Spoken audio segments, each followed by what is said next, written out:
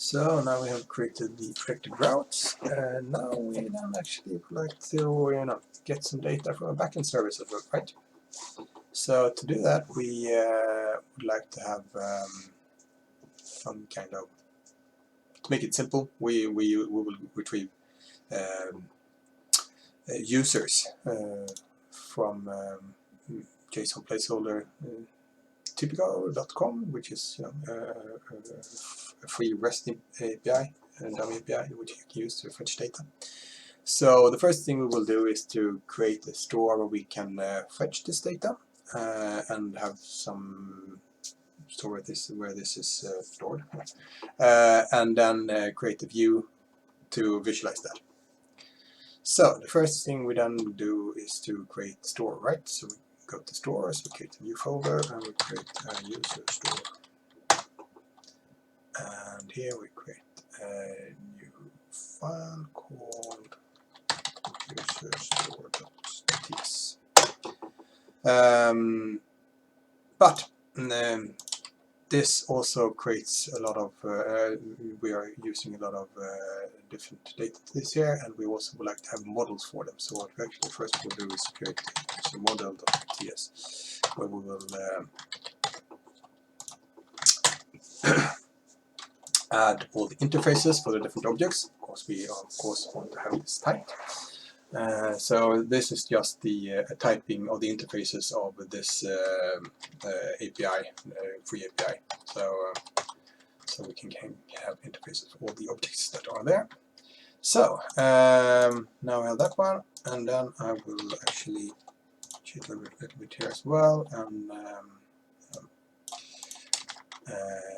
copy this one, but I will describe what I'm doing here. So first we use import Axios to be able to do REST calls to the backend service. We fetch the user models from the models we just created that are for this JSON structure we received.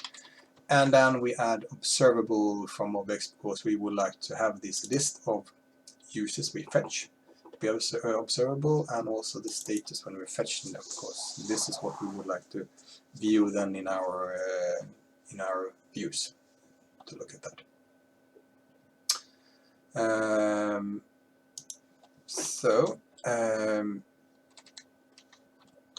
Now we are actually going to have some URLs, and these could actually differ based on if you are running in development and in production. So therefore we are actually retrieving the URL from the environment, and to do that we actually need to create a couple of files here in the root of the project. I'm going to create one which is called .env.development, and another one called .env.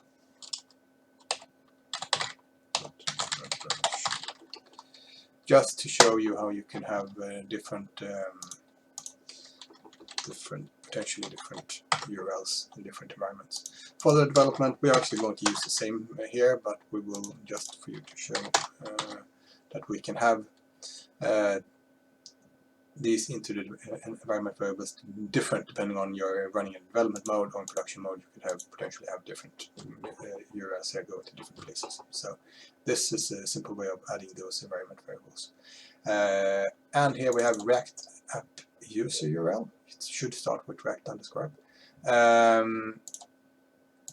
This is actually what we're going to do here. So this is the URL we will retrieve from the environments. And the only thing we actually have here is a function, an asterisk function, because here we're actually calling to a real backend somewhere. We get the URL, we set the status to ongoing, fetch ongoing. We use Axios to get this URL, and when we have received the result, the data will be in response.data. So we get that and map it to a user array. The user is the types we created in user. And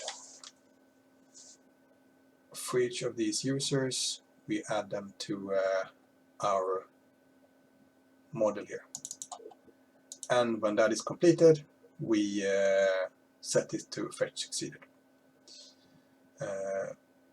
And if we failed, so then if we catch, so if we failed, we just set the fetch fetches to fail. So nice. Now we have a store and we have a model for that, so we can fetch data and we can observe if they are populated. But we obviously would like to have this into our injection part, so we will import this from stores, user store, right? And here we actually want to have the user store. So now we added this to our injection context, the user store. So now we can actually access it in our views, which is good. But obviously it will not come there by magic, so we actually need to go here and say that, yeah, something is missing, right? So we need to copy that out and inject it here as well. So we need to create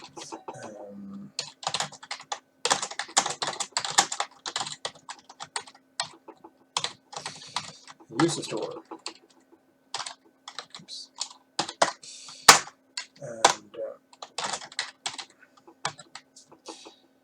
so now we actually have the user store in our injection context as well, so it can be used from our views. So nice. Now we actually need to have a view for the user list as well, right? So we will just create a new folder here. We call it user list.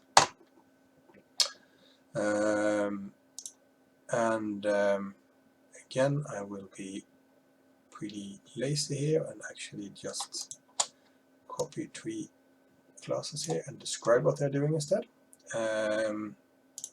So first we have the user list. It will we will inject the store. So and then we use the app store props here, and this is an observer for observing parameters. So in the constructor we get the props, of course we want it typed. We get the store, the user store here, and store that, and we will then use this store to fetch. So as soon as we open this list view, we will ask the store to fetch the users. So then it will start the asynchronous call into fetching users here. And then we will actually just have a toolbar and a user table, and we will just send all the props into these two views. So the user toolbar will just be a button back to the main page, so it will actually not do anything here.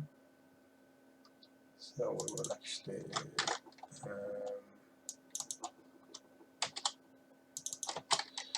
this is actually how we want to do it. We will not use the app store props because we don't really care about anything. We are an observer, but we are not injecting anything here, so we will not get the store parts. But the only thing we will do here is to show a button more or less, and when that button is clicked, we will use the history, which are also in the props, because it's part of the React route. And we will push back to main. So when we push this, we will go back to the main page, and we will obviously bind this because we need to use the parameters of this class and bind to that one. Then we also have the actual user table itself, where we actually will display all the users. Here again, we inject the store because we need to have all the users. And we set those. We have these variables in this page, and we don't do anything specific here, but we will actually then here use the store part fetch users to see if we are ongoing. We will display the linear progress bar while we are fetching the data from the backend, and we will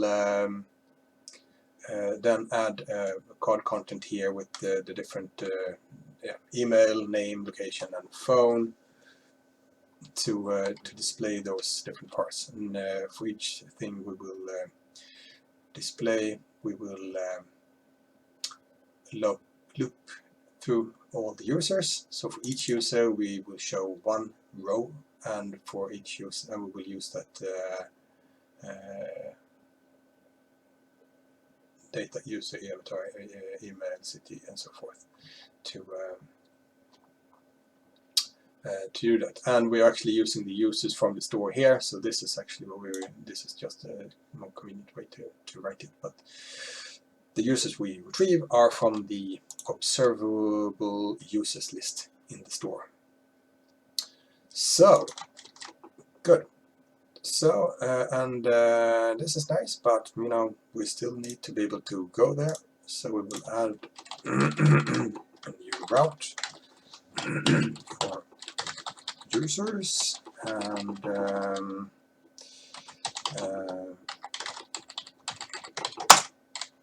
we will fetch user list and route that one if we are going to the path users. So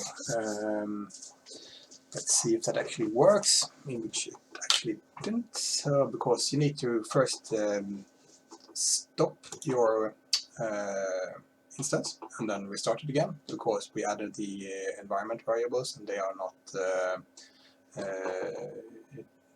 populated by default when you're actually running, so you need to stop and then start it again, and then they will be functional. So now it should actually work if we go back to this page and refresh here. Then we see a little starter, and then we have all the users. So now we have the main page, and the login page, and the users page.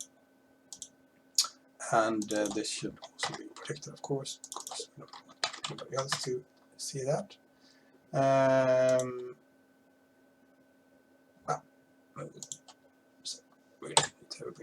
So here we go. And then we should. So now we are actually have the possibility to fetch data from from the backend service and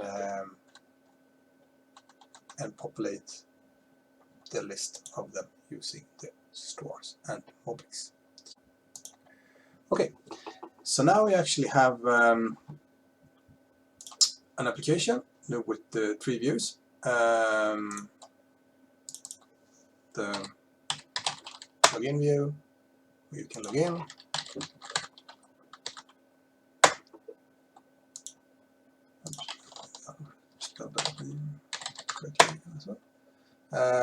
You have your main page, and you have the user page. So now we will also actually just add 2 buttons on the main page, so we can go back and forth here as well, and so we also can log out to see how that works. We'll do that in the next video.